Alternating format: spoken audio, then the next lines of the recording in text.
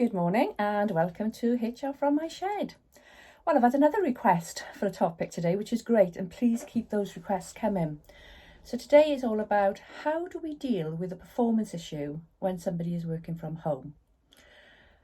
Actually, you should deal with it the same as you would if they wasn't working from home. You need to address it.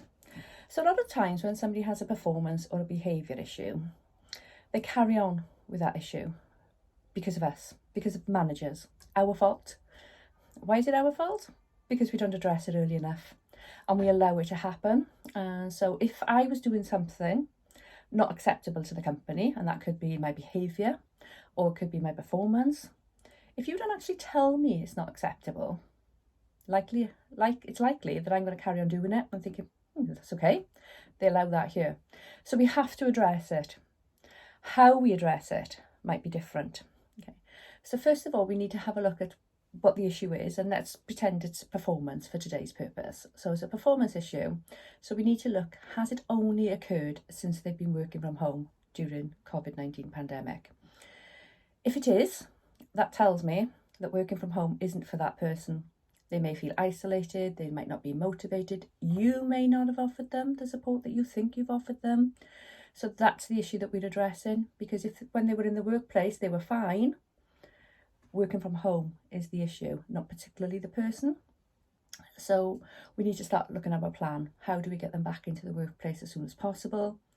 If that's not possible, then what support can we put in place to have them? But we definitely need to have a discussion. Likewise, if it has been going on before working from home, well, you know what I'm going to say. Your fault for not dealing with it earlier. But hey, maybe it's been highlighted a bit more since they've been working from home. So we still need to deal with it. And again, it's a discussion. Okay, so I wouldn't go in two-footed and go, let's have a disciplinary. Let's start off with a discussion to raise our concerns. And then we can put an action plan in place, which may be a daily task plan, as in, I expect you to do A, B, C, D, E by the end of today.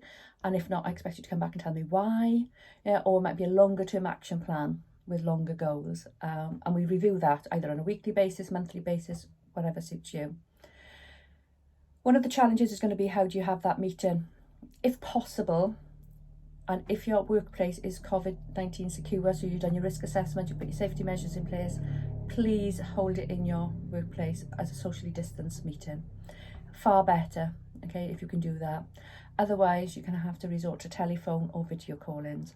But you must have a meeting as early as possible to raise your concern, offer support and put an action plan in place. If there's a topic that you'd like me to cover, give me a shout. As always, thank you ever so much for following HR from my shed, and catch up with you all soon. Stay safe.